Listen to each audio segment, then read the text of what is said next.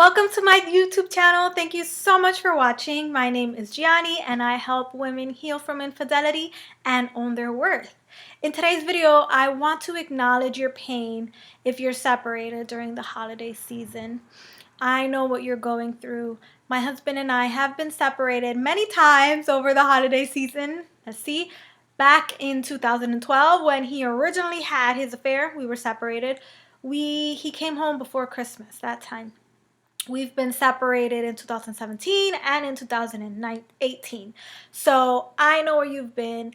Luckily and thankfully, we've been able to restore our marriage. However, I know how it feels when you feel lonely, when the marriage and the family that you wanted, that you always dreamed of, is not panning out to be. So in this video, I want to give you tips and tricks on how you can cope during this holiday season. Tip number 1 is to be cordial and respectful. There's no reason why we need to be stirring up drama any time of the year, but especially during the holiday season. If your hope is to get your husband back, if your hope is to reconcile, especially, you don't want to be stirring up drama, giving him reasons to be upset with you. A lot of times we feel so triggered by the sight of our husbands that we want some attention. We want the attention we're not getting, and that means we'll prefer negative attention to no attention. And so we self-sabotage in a way because we get his attention by stirring up drama, by bringing up legal issues, by bringing up something he did or didn't do, just to initiate a conversation, just to have him there for a little while longer. But it doesn't really convey the message that you really want to say, which is, I miss you. And so be respectful, be cordial, be drama-free, be the high-class woman that you truly are deep down, and don't let that hurt, injured woman be the one running the show. And if you're cordial and you're respectful and you treat your husband with respect and with dignity, then he'll start to notice you, because guess what? That old you, the one who's always starting fights, the one who's exploding, the one who's emotional, he's used to her. That's nothing new to her. The one who knows she's the prize, who knows she's amazing, and who holds herself like a graceful, loving woman, that's intriguing to him. He's like, oh, where did she come from? And now he's going to start paying attention to you, girl. So be cordial, be respectful, and walk around with grace, with dignity, and how you expect to be treated. Tip number 2 is to rearrange or reconsider your expectations. A lot of the time we have the expectation that if we're separated, then we're supposed to be fighting, we're supposed to have everything separate. Our kids are supposed to have 2 Christmases and 2 Thanksgiving and 2 New Year's, and we can't spend any time together.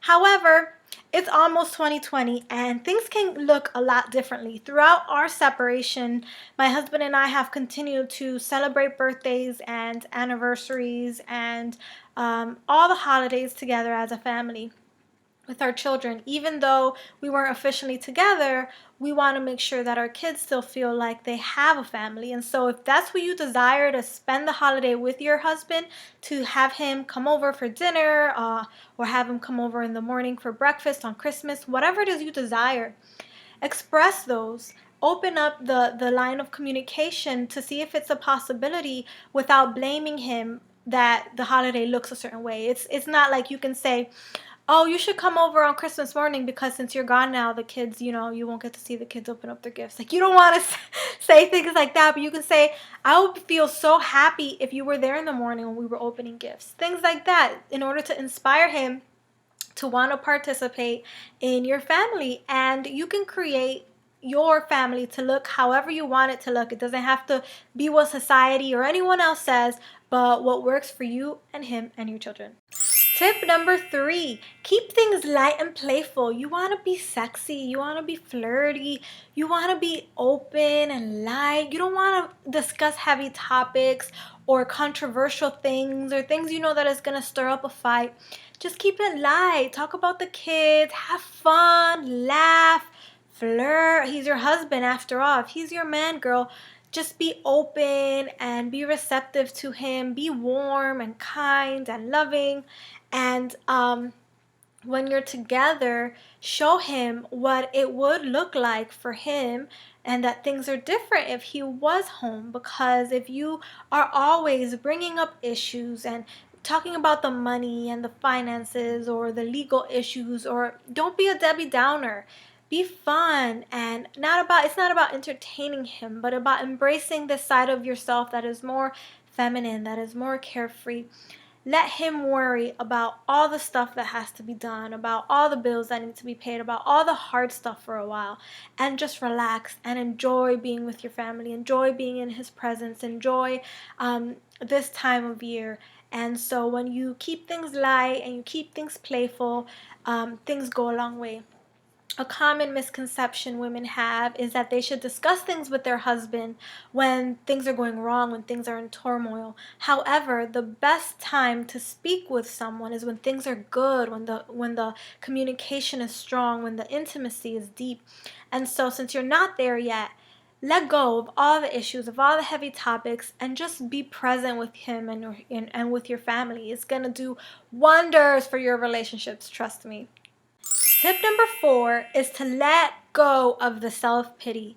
There's so much that has been going on and all the pain that you're in that you want everyone to know that you're hurting, especially him because he did it, right? He had the affair, he cheated, and so that makes you feel like he's entitled for you to dump all the pain on him.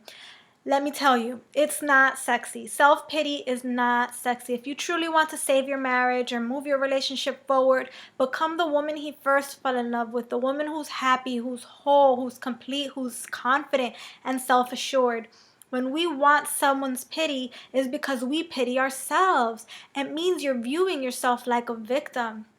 You need to change that. You are a warrior. You are a survivor. You are a beautiful woman who has overcome something very big. And so you are not a victim. Don't feel sorry for yourself, and don't make other people feel sorry for yourself. I know that I wanted to guilt my husband into loving me.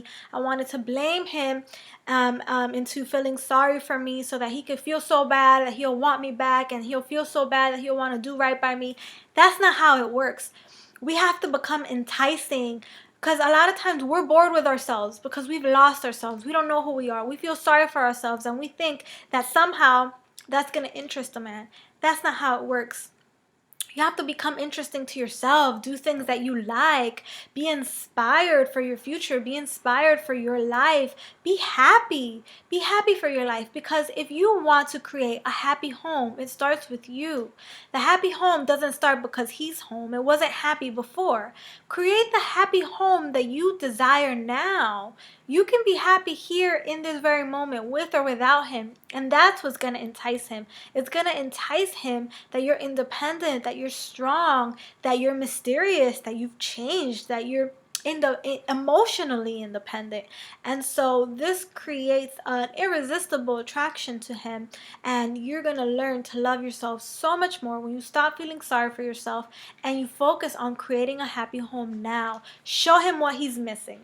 Tip number 5 piggybacks on tip number 4 in that you can feel how you want to feel now, which means that you don't actually have to wait to be happy until he comes home. Be happy now. Find yourself now. Use this time in your life to really figure out what it is that you want. How is it that you would feel if he was home? Because you can actually just tune into that feeling right now.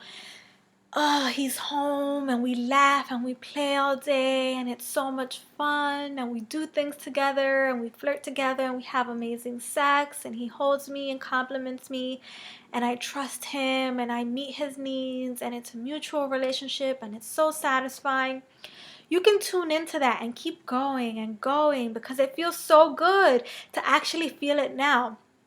And I promise you that is just as satisfying to tune into the feeling of what it would be like and to pretend that it is so. Then it's just as satisfying as if it was actually real, because you're bringing that and you're creating that inside of yourself. And when you're alchemizing those internal emotions, it changes and it starts to reflect on your outside world, and you're going to see your relationship with him change the more you tune into what it would feel like if it was home, what it would feel like if you had a happy marriage, if indeed it is that you want him back. Otherwise, you tune into what it would feel like to have a peaceful, harmonious relationship with him, where you were friends, where you were amazing co-parents, where you were able to communicate easily, where you were able to come to agreements without using the court system. Whatever it is that you want to create, tune into how it would feel if that's where you were at now. Even if things are currently in turmoil, internally your state can be entirely different if you choose for it to be. And so, if you do want him back, what I want you to do is, as you're falling asleep, pretend that he's holding you and whispering sweet nothings in your ear as you're falling asleep. And just pretend it and loop it in your head over and over. And you're going to go to sleep with such peace, because I know now you're either not sleeping or you're tormenting yourself from images or conversations about the infidelity, and it's not helping. It's only making things worse for you. So flip this around, try this trick, and let me know how it goes for you. Please believe that everything you desire for your family, for your relationship, is possible. This isn't just wishful thinking. This is a system that I've developed when I work with my clients. If you want your husband back, I can help you do that. If you want to save your marriage, now is the time. Sign up for a coaching session, because in 2020, we can heal your marriage and have you more connected than ever before. Please know that you are worthy of love simply because you are enough. Until next time, bye.